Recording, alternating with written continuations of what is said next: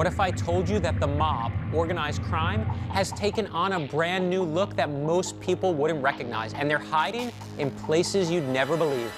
In 1932, Eliot Ness declared the mob dead when Al Capone was convicted. But we all know organized crime didn't die, it evolved. We're talking about some of the greatest secret keepers of all time. So what did the mob evolve into? Something more sophisticated, more deadly, and more merciless than you can imagine. How do you find them today, and what are they targeting? It is time to decode the mob. I'm Brad Meltzer. I've spent my life collecting stories, signs, symbols, and codes hidden in plain sight. Some have become the basis for my novels, but I've only scratched the surface. And now history has given me the resources to investigate the rest. This is Decoded.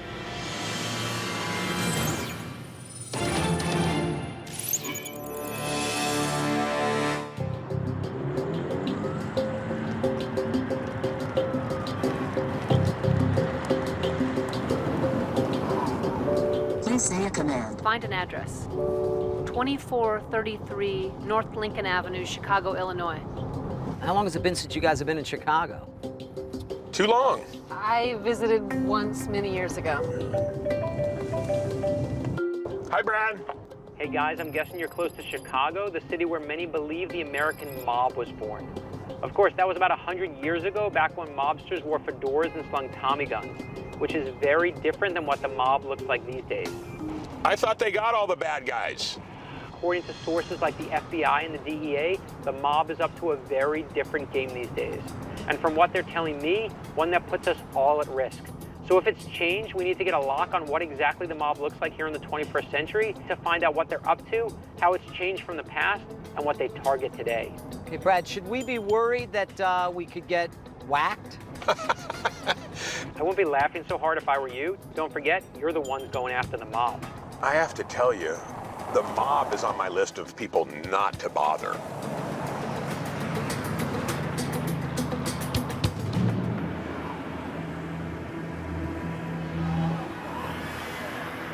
Chicago was the sort of the raison d'etre, if you will, of organized crime during Prohibition. That's why all those movies made in the early 1930s are not so much set in New York someplace, they're set in Chicago.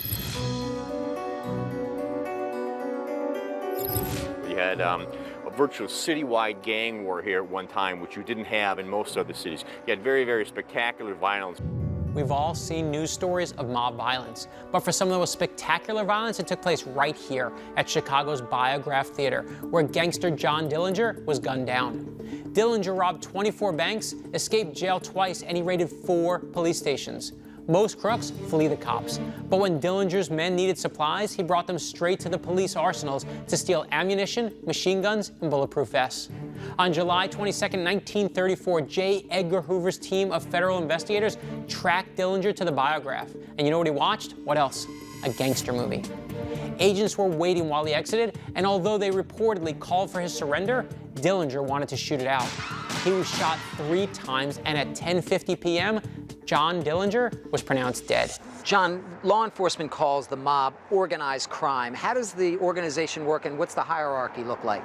The basic setup is there's a boss, there's an underboss who reports directly to the boss, carries out the boss's orders. Then there are street crews, if you will, each run by, the term in the East Coast would be a capo, and then there's guys inside the crews, East Coast terminology, a soldier. The group that's dominated organized crime in Chicago and the surrounding area for years, the Chicago outfit, its roots go all the way back to basically 1900, before Prohibition. Al Capone gets and becomes the Capone gang during Prohibition. In 1920, the 18th Amendment made the manufacture, sale, or transportation of intoxicating liquors illegal. This brought on a dramatic decrease in alcohol consumption and a dramatic increase in organized crime. And there was no bigger name in organized crime than Alphonse Gabriel Capone. Al Capone was born in Brooklyn and moved to Chicago in his 20s, where he quickly rose to the top spot of the city's most notorious gang, the Outfit, and the top spot on the FBI's most wanted list. I was under the impression that organized crime in Chicago died with Al Capone. Nothing could be further from the truth, although people like Eliot Ness, etc., declared it dead in 1932, but they were just a little bit off base on that. They're still around today, but they're harder to see, they're harder to pin down. What do they have left to mess with if there's no prohibition? Gambling, some labor racketeering, some prostitution, and business racketeering, juice lending, things like that. Organized crime is here and will always be here. As long as there's a public demand for something that's illegal, someone will supply it. Al Capone is to organized crime what Thomas Jefferson is to American politics, a founding father. So if we want to understand exactly what the mob is today, we first need to understand where it came from. Was Al Capone a mobster? Yes, he was a mobster. Was he a monster? No, he was not a monster. What's the significance of the Green Mill with your uncle? The Green Mill was purchased by my uncle, so really takes me back in time when I come in here. This was the booth that Al reportedly sat in every time he came in here. But it makes sense, doesn't it? Yeah, he can see the door and he can see the most door, right of there. the people in here. Yep, absolutely. Deirdre, you actually met Al Capone and you Sure. remember him. He taught me to swim in his pool in Florida, helped me learn to ride a bike, taught me the mandolin. Yeah, we were a very, very close family.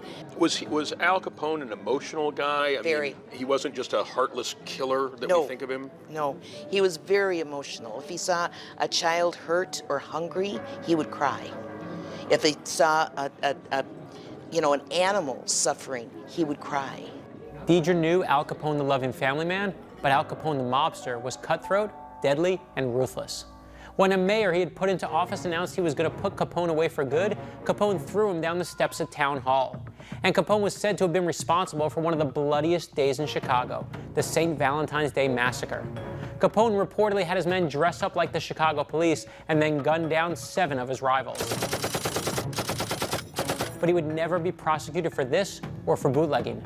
So what finally sent Al Capone to Alcatraz? You know this one, tax evasion. How did the legacy of the outfit come to be? You know, the United States government decided to outlaw alcohol. People wanted alcohol. That's what the Capone outfit did. If you take the Rockefeller family, the Kennedy family, and the Capone family, the origins and the beginnings are all exactly the same. Al Capone said, if I am guilty of breaking the law, then my customers are as guilty as I am. Al said, when I serve alcohol, it's called bootlegging, but when the people on North Shore serve it, it's called hospitality. Right. In your mind, is the organized crime of today scarier and more dangerous than it was under Al Capone? To me, yes, I think it is, because there's no accountability, there's no honesty left anymore. They can affect a lot more people in a lot broader area. The organized crime that, you know, my family was involved in was very regional, very small, very community. That old adage, honor among thieves, really fit with what the Capone outfit was doing. Deirdre is clearly remembering a time when not everybody saw good fellas as bad guys. So imagine it's Prohibition and you want a few bottles of wine for your wedding. Or it's the Great Depression and no bank will give you a loan for your small business. Your local wise guy could get these things for you. Sure, if you didn't pay them back, it was baseball bats versus kneecaps. But many of them kept their word, and if you didn't mess with them, they didn't mess with you. I was raised that your word is your bond and family is everything, and that's exactly how that organization ran. They were a family. You knew what was expected of you. If you broke the rules, there had to be some punishment for it, and that's the way that it was. What else was involved in their code? I mean, I've heard, and I don't know if it's true, that women and children are off limits, for example. Absolutely. For hits. Family is off limits. You know, I can guarantee that no innocent person was ever hurt when the Capone boys ran things in Chicago.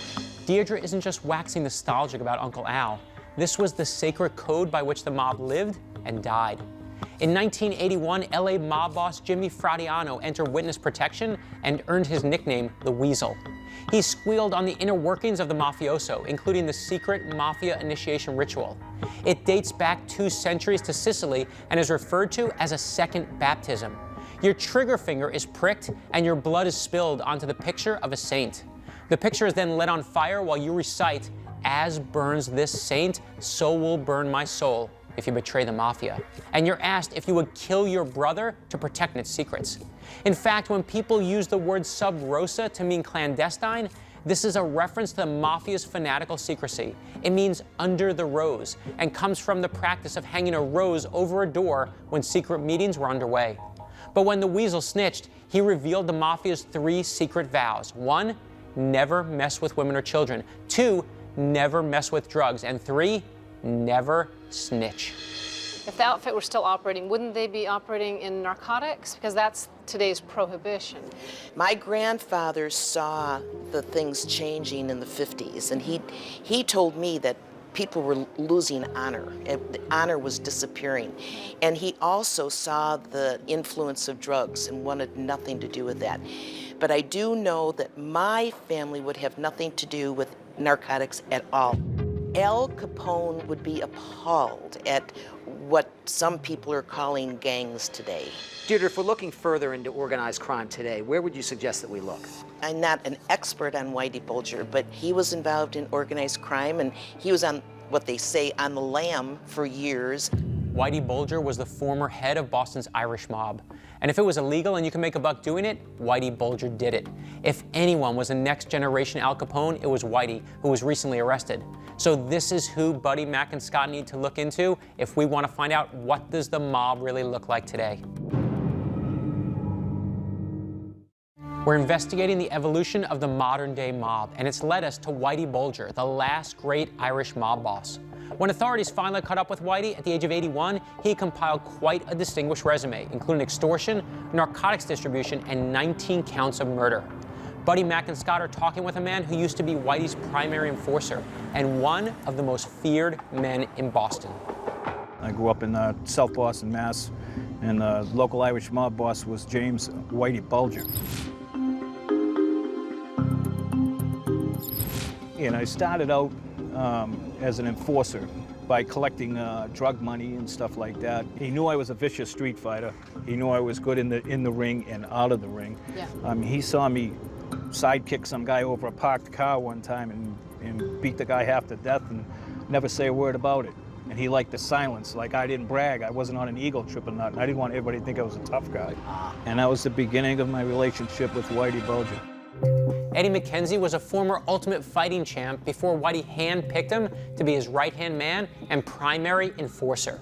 Eddie speaks openly about his time as mob muscle and the time he did in a federal penitentiary for assault and attempted murder after he was caught. I won't go into specifics, but suffice it to say, when Eddie McKenzie showed up at your door, it meant the time to apologize and negotiate was over. It was time to pray. Well, how did Whitey Bulger go so long without getting caught? Whitey's brother, William Bulger, was the president of the Massachusetts Senate, and a childhood friend, John Conley, was running the FBI Organized Crime Task Force in Boston. There's a saying that Irish kids in South Boston find their destinies in one of the 3 Ps: politics, police, or prison. While the ruthless Whitey spent some quality time in prison, his younger brother Billy grew up to become a state senator. Another Southie boy, John Connolly, grew up in the same housing project with the Bulger brothers, and he grew up to be one of the top agents in the FBI, as well as one of the most crooked. When they were kids, Whitey used to buy John Connolly ice cream back in Boston, and when they rose to the top of the drug and drug enforcement worlds, John continued to accept favors from Whitey in the form of huge cash payments. Their story inspired the movie The Departed with Jack Nicholson. In the end, Whitey spent 12 years on the FBI's most wanted list, and the reward for his capture was $2 million, second only to Osama bin Laden's. So how did Whitey Bulger meet his downfall? Whitey informed on us. Whitey ratted on us in 1990, set all 51 of us up to get himself out of an upcoming indictment. And that's when it started to come out, that he was a top FBI informer. And now he's got to get out of there. So he tried to give them 51 people from South Boston to, do what he did so well, is to buy his way out. Including you. It didn't work. Yeah, I was one of the 51. And many times people ask me, how did you feel about that? And I goes, well, how do you think Caesar felt when he got shanked by Brutus? Here's a guy that I would have killed anybody for, followed to the grave, thinking he was this huge, honorable guy in the code of silence and don't rat and all that. Turned out to be the biggest rat of them all. Whitey Bulger, in my opinion, was the Hannibal Lecter of South Boston. Whitey was as mean as they come, and there is nothing this guy wouldn't do to make some cash. He even won the lottery once. That's right, lucky day. Whitey Bulger split a pot of $14 million with his buddies. They just happened to come into the possession of a winning ticket that had been bought at a corner store that who else owned? Whitey Bulger. So picture for a moment the conversation that took place between Whitey and the guy who bought that ticket. Odds of winning the Massachusetts lottery? 1 in 14 million. Odds of you giving Whitey Bulger your winning ticket? Guaranteed. So who is the next Whitey Bulger? Like, who's the guy beneath him? The Irish and the Italians have basically all been set up and caught and busted by the FBI. You know, you have John Gotti on one side, the Italian side. You have Whitey Bulger on the Irish side. To me, they're like the last of the Mohicans. Once Whitey Bulger got caught, all the cowboys came in trying to take over, and there was no organizational chart to them or anything like that. And the statistics on heroin and angel dust increase, and all these kids were committing suicide through Oxycontins and all that. If Whitey was there, and I'm not sticking up for him, you'd never see that. I've always been a firm believer that if there's gonna be crime in your neighborhood, it should be organized crime. Like Capone, Bulger operated by a code, and there were lines he just wouldn't cross. He didn't allow the sale of heroin or PCP on his streets, and dealers who sold to kids were violently removed from his neighborhoods. I in no way want to suggest that either was a man of principle, but if you knew their code, you can stay out of their way. With today's mob, everyone is a potential victim. What groups would you single out as being the dangerous ones? The dangerous ones, they're not Americans. They're the Russians, they're the Colombians, they're the Mexican mobs coming up now from Mexico. All these people are without hesitation. They're running around like cocaine cowboys, we call them, with shotguns, killing everybody in sight and taking neighborhoods like the scourge, you know? They're very scary. Of those, who do you think is the scariest now? The Mexicans, oh my God. With the Italians, they don't kill your family, they'll kill you. The Mexicans will kill your family and stuff $100 bills down their throats and give you a Colombian necktie, which they slit your throat and they pull your tongue out. They're as vicious as they come. There was no fooling around with them.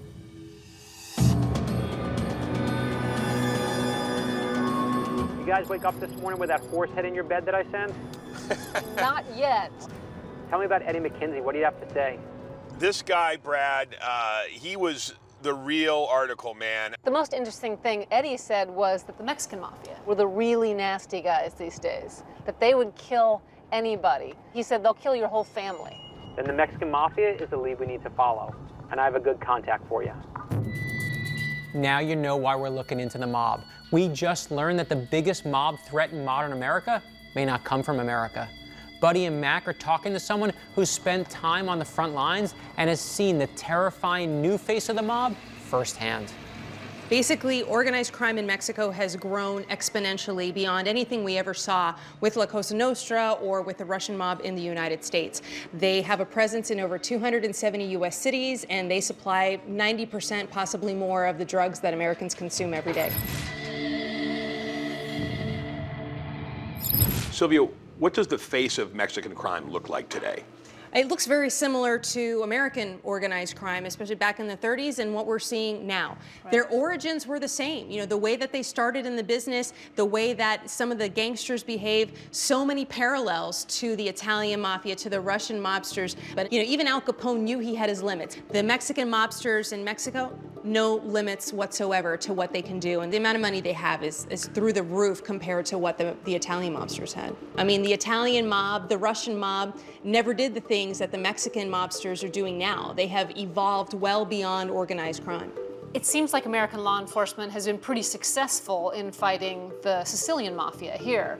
Why are we not successful in fighting this new Mexican mafia? Well, it's because we're not going after the money like we did with Al Capone. Most people think Al Capone was busted for bootlegging when it turns out that he was busted by the IRS for tax evasion. So anti-money laundering laws in Mexico are very, very weak. And they have a disincentive to strengthen them because so much money coming from the illicit drug trade is getting injected into the Mexican economy. Some people say that it's up to 10 or 11% of the GDP. You know, one of the things that absolutely terrifies me is the amount of marijuana that's being grown in our national parks and our national forests. Talk about doing things under our noses. Right. In recent years, drug lords have become even better at concealing their illegal dealings by hiding them in your backyard. Mexican cartels have started growing millions of dollars of marijuana inside our U.S. national forests, just miles away from campers and hikers. It's a brilliant idea for a number of reasons: free land, instant privacy, and no way to legally trace ownership. The problems arise when a camper or park ranger stumbles onto the wrong trail. In an instant, their nature hike leads them to a militia protecting an entire narcotics factory, and the results are deadly. Will legalization of marijuana, sort of eradicate that element of organized crime? Yes, it would make a dent because of the drug income that the organized crime groups in Mexico have. Marijuana makes up the largest share, but they still have other sources of income to rely on. It's definitely not going to make them go away, similar to when Prohibition was lifted in 1933. Organized crime in Chicago and New York didn't go away. It wasn't as violent, it wasn't as pervasive, but they stuck around for quite a bit. And how else are they making money besides drug dealing? Their number 2 money-making venture is kidnapping and ransom. It used to be that the cartels only kidnapped rivals to punish them, to send a message, to demand their drug money back, but now they've seen it as a very lucrative source for ransom money. So not only are they kidnapping rivals, now they're kidnapping innocents. And if their relatives don't pay the ransom? Most likely, they will never see their relative again. I have to say, I had no idea that there was a widespread kidnapping ring in the United States of America run by Mexican mafia. Several of them. Particularly Los Zetas cartel, which is operating along the Gulf Coast of Mexico and beyond that. Not only does the mob have a new face, but it has an entirely different set of rules. Old lines and borders have become meaningless, and everyone is now a potential victim. So if that sounds terrifying to you, just wait. You haven't even heard the scariest part yet. Our investigation into the mob has led us to look into Mexican cartels and the Los Zetas. What was formerly a minor threat south of the border has become a major threat right here on American soil. The Los Zetas might be the most frightening cartel out there.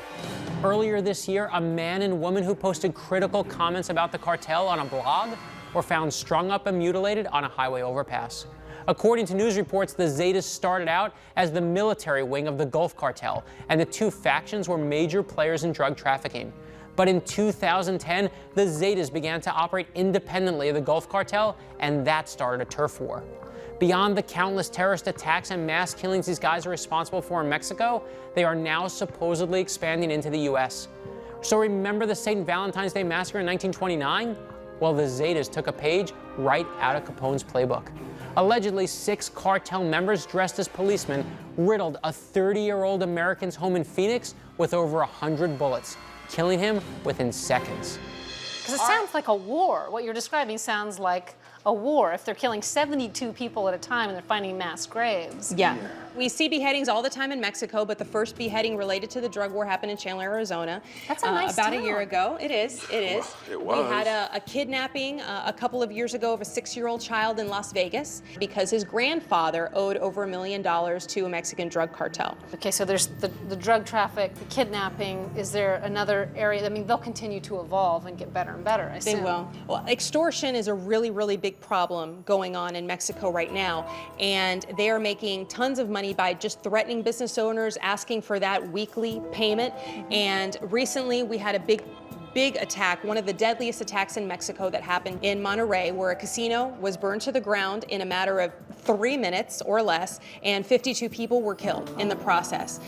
It was allegedly by Los Zetas. They were claiming that they had been extorting the owner of the casino for a certain amount of money every week, and he didn't pay up, so that was their way of sending a message. Where are they headed next? One of their newer moneymakers involves recruiting forcibly, sometimes voluntarily, hackers to come in and help them with information theft, with fraud, with all sorts of cyber crimes. Okay, this is bad. Gangsters with bandwidth. And the amount of information they can obtain on targets, on rivals and citizens is scary, because now they can hack into public security systems. So pretty much the same systems that police officers use. So if they want to find a rival or find somebody who they want to target, they can do it now. You're saying that they're way more sophisticated than they ever were before.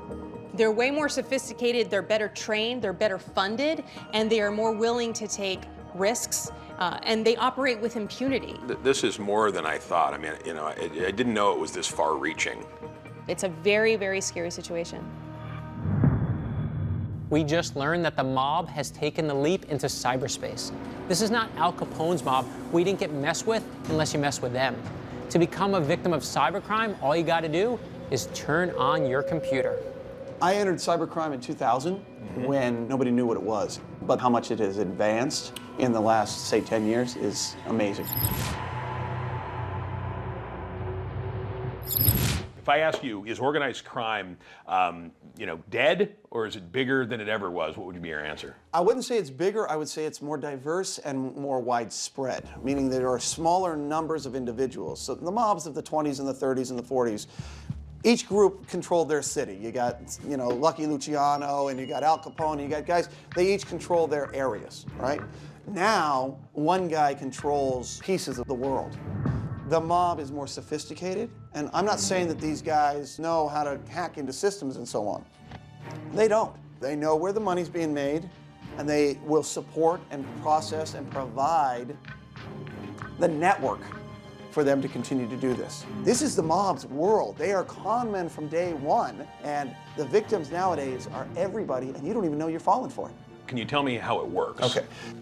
You have an individual or a group of individuals that are the producers, for lack of a better word. They hack, they steal, they grab the information, all right? This could be credit card databases. This could be your social media account, your Facebook, your Twitter, those types of things. Then that information is transferred to the fraudster, the carder, all right? And these are individuals who are going to turn this into profit.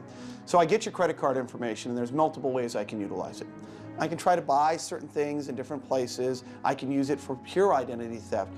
I steal your identity. I can open loans in your name. I can buy cars in your name.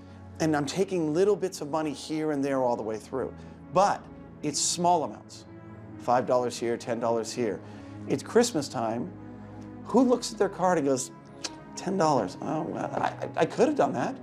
Right. All right, that's all right. And they just let it go on by. Well, $10 on 60,000 cards, we just made $600,000. Right. You know? What you just described resembles the network that we used to think of when we thought of the mob. All right. Organized crime is the exact same way, and the methodology with which hackers and carders are extracting money follows that exact same format. And then the money just flows its way up to the top. You think your computer's pretty secure? Barack Obama and Sarah Palin have both been victims of cybercrime. And organizations from NASA to the CIA have been hacked numerous times. That's why McKinley and Scott are right now talking to perhaps the most notorious computer hacker in all of American history. If the mob is committing crime online, they're probably using methods that he invented. Years ago, I was kind of doing things that were against the law. Nowadays, companies actually hire me to break into their systems to find their security problems before the real bad guys do. So, Kevin, how do you figure this stuff out? I mean, does somebody show you, or does your brain just work that way where you figure this out? It was kind of self-taught. You know, I was fascinated with technology. This was 1978, 1979. So I started hacking before it was actually illegal. Mitnick didn't hack for the money, he hacked for the challenge, and no challenge was too big. Mitnick led the FBI on a years-long game of cat and mouse while hacking into MCI, Pacific Bell, the FBI, and even the Pentagon. And you know what his alias was when he was hiding from the FBI? Eric Weiss, the real name of Harry Houdini. When the FBI finally caught him, he served 5 years, including 8 months in solitary. Because a judge was convinced that Mitnick was so dangerous with a computer, he could, and this is a direct quote, start a nuclear war by whistling into a payphone. I feel like I'm relatively safe because I've been careful about how my website is registered. I take off anything that has my address, so am I safe? Not necessarily. Let's say you have a website, your own personal website, and I'm able to compromise it. What I do is I load this code onto your personal website, so when you visit it, it gives me complete access to your computer. So that's one method. Right. With computers, the Mafia has 3 ways to hack you. The first is physical, physically going through your trash, wallet, or notes to find a password. The second is technical. This is Hollywood's version of hacking, and it's done entirely on computers. This uses software and backdoors to trick your computer system into letting them in so they can take over. The third is social engineering. Rather than trick your computer, they trick you.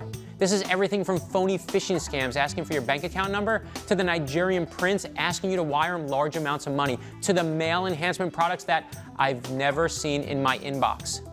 But do you know why your email gets flooded with hundreds of spam emails? Because they work thousands of times a day. What can you find out about me on the internet? Everything. Can you show us something? Yeah, I can show you something. So you're really careful with that, your date of birth, your where you live, your social security number, you're really careful. Let me see what comes up here.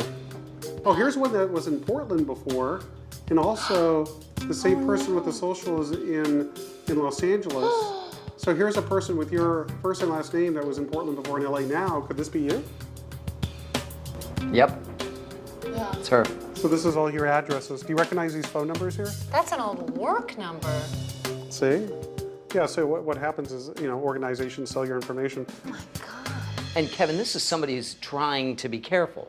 Right. I mean, she thinks she's being secure This is on where I the went to internet. college. If you're a US citizen, everything is available. So obviously I can see how you could turn this into a very lucrative enterprise. I mean, once you get this information though, what is the trend today? What are cyber criminals doing out there and how much money are they making? Well, there's the underground marketplace, where hackers break into corporations like e-commerce sites through malicious code. They steal all their credit card numbers. They call them dumps.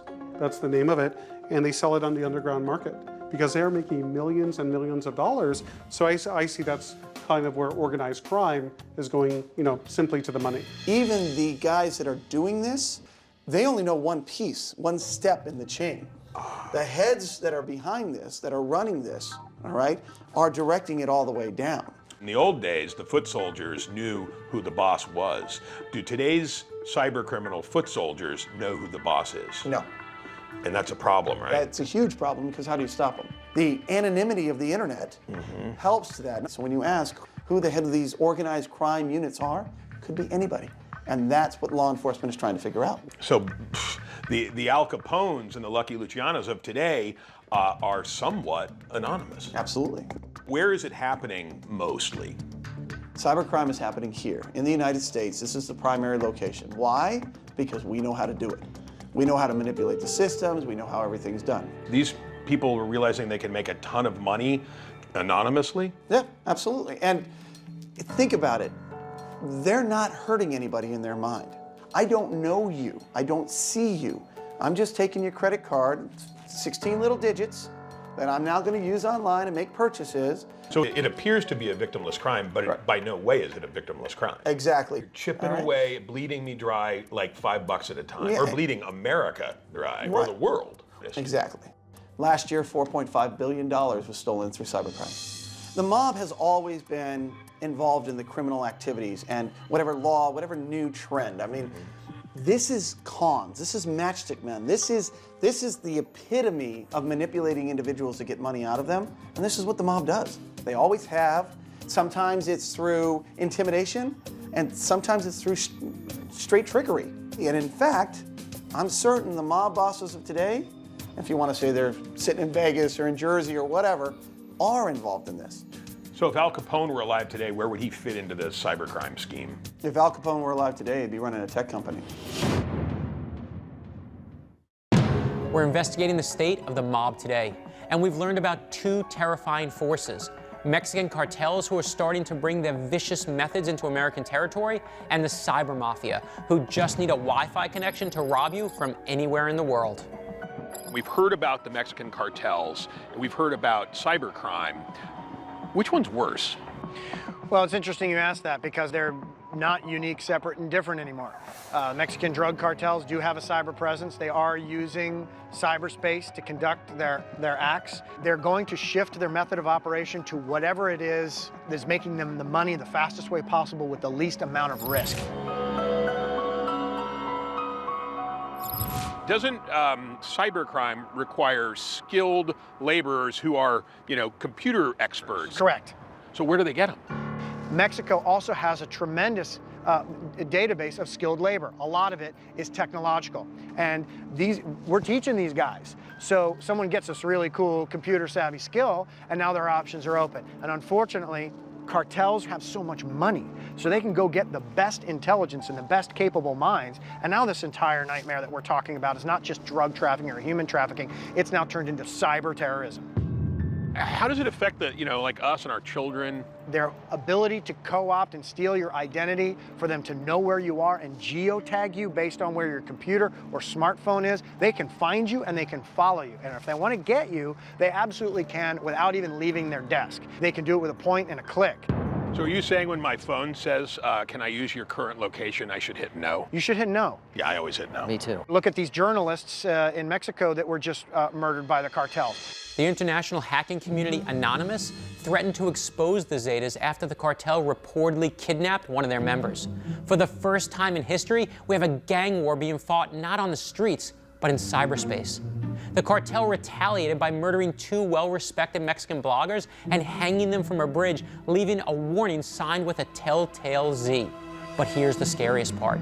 The Zetas hunted down the bloggers using sophisticated computer tracking techniques similar to those used by Anonymous. That's right, the cartels are almost as skilled at cybercrime as the hackers. When we think of organized crime, we always think of other ethnic groups, Italians, Irish, Russians, something like that. How did the Mexicans get this experience, and why are they making so much money doing this? In essence, this issue in Mexico is not new. This has been happening for generation after generation. But then when one of the more sophisticated and dominant leaders was captured on a joint operation between the U.S. Coast Guard and DEA, then you lost the kingpin.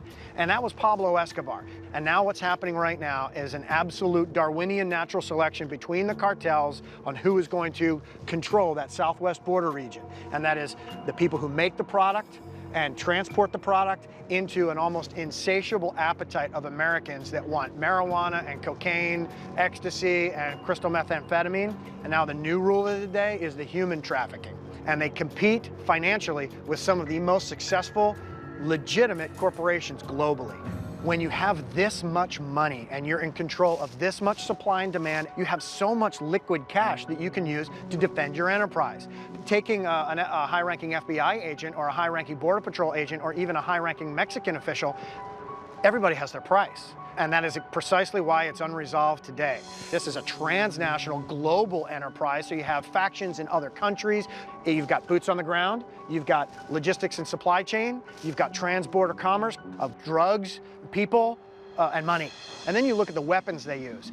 MP5s, M4s, fragmentation grenades, Barrett 50s. It is a war. Where do they buy this military equipment? These guns you're describing are military. Whose military sells it to them? Well, no military is selling them to them, but the cartels have co-opted the gangs, and the gang members have co-opted the military. A lot of these kids, they are card-carrying, tatted gangbangers, and they will join the U.S. Department of Defense for one reason, and that's to learn how to fight. And then when they finish their training, they're back to the street, and we are up against an adversary that is well-trained. You're saying that we are training the very people that are going to go do harm against us later. And have been for some time.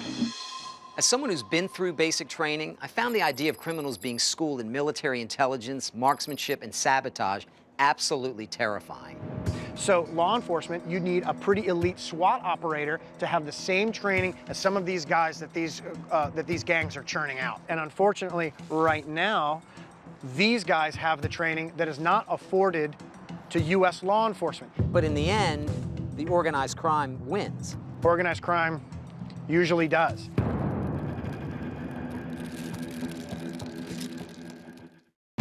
We've been looking into the modern state of the mob, and what we found is frightening.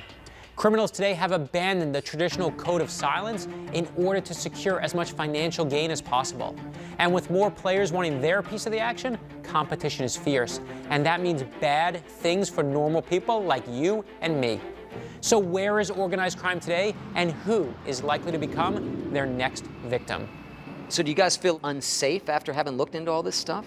Yeah, I mean, I feel like my money is unsafe, my mortgage is unsafe, the things that they can get to online certainly are unsafe. Yeah, I mean, I started this investigation thinking about the mob in a really, I guess, antiquated, nostalgic way. Right. There were gang heads, there were leaders, there were bosses, but you knew who could kill you. And for me, what's troubling about what we've learned is that it's actually, I think it's gotten way worse than it ever was. It is nameless and faceless, and it is networked out there globally, and we don't know who these people are who are running the networks of crime. The gangs of yesteryear, the organized crime, the mob that we thought of, worked in pretty contained ways, right? It was alcohol, prostitution, and racketeering in numbers, right? Okay, so let's look how it's changed. There are many more ways in which you can make money in organized crime than there ever were. No question, and I think that's because of the internet. There's pirating DVDs. There's actually taking, beauty products online and half unfilling the bottles and filling them with cheap stuff. I mean, there's everything you can think of. There's counterfeiting, there's credit card fraud. I mean, Right. It's all over the place. We're probably talking about far more money today than they could have ever dreamed about back in the heyday of Right. organized crime and the mob. And what's really interesting is, back in the day, the mob was really concentrated in neighborhoods. But with the World Wide Web and the internet now, it literally is worldwide. The neighborhood they control now is like a continent, Yes. right? Somebody from India can steal from you, where before it might have just been somebody down the street. Okay, I have to say, I'm a little relieved. I know this sounds strange, but I'm relieved they can do it from their computer rather than shoot me in the head. No, I agree with you on that It's completely. sanitized robbery. Exactly. Yeah, but that to me doesn't make the organized crime any less devastating. They can strike at any time. They can take, hundreds of thousands of dollars in a minute. But do you feel like with what we've learned that there's something you can do, that you can change your passwords, that you can use cash? I feel like those safeguards are basically a Band-Aid on a compound fracture. And the minute that I change my passwords, what I learned from E.J. Hilbert is, that organized crime, the hackers, the computer cyber criminals are always one step ahead of law enforcement, and they're many, many steps ahead of us. The worst part for me, in everyone we've talked to, is that I feel really exposed now, especially because of this online problem. I'm not going to use email or social networking again without sort of looking over my shoulder now and thinking, who is watching? Yeah. And that was I never even thought about that. Absolutely. The mob, the mafia, the outfit, organized crime, whatever you want to call it, I think it's bigger, badder, scarier than it ever has been. And I think it's just changed, morphed, evolved into something that is out of control. I agree with you guys 100%. Organized crime definitely still exists today. I think in some sense with the cartels it may be more violent. With the cybercrime it might be less violent, but it is definitely more powerful. When you can reach out to the entire world and use them as victims of your organization versus your neighborhood, it is more powerful than ever. And you never have to look them in the eye. Right. Right, and what I really came away from this with is if we're online, we're vulnerable, and we're all online all the time. Right. Will this change your behavior? Absolutely. I'm going to have to get much more vigilant about protecting my identity. Well, do you think it's time to go change our passwords, you guys? Yeah. Yes, all of them. By the way, we should check under the Lincoln before we start it up. That's a great idea. Oh my God, check under the Lincoln. Oh man. Our investigation has brought us from the days of Al Capone's Chicago outfit to its late 20th century evolution into Boston's Irish mobs. But why do we look back to the past? To show you just how far the mob has come today. Cartels south of the border are no longer afraid to flex their muscle on American turf. And as you've seen, they're online. And even our own military may not be able to protect us now that the mob is enlisting. But for many, the scariest element of today's mob is not their new technology. It's their willingness to go after anyone. And you know why this matters to me?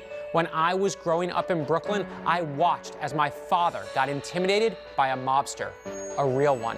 I knew who he was, heard what he did.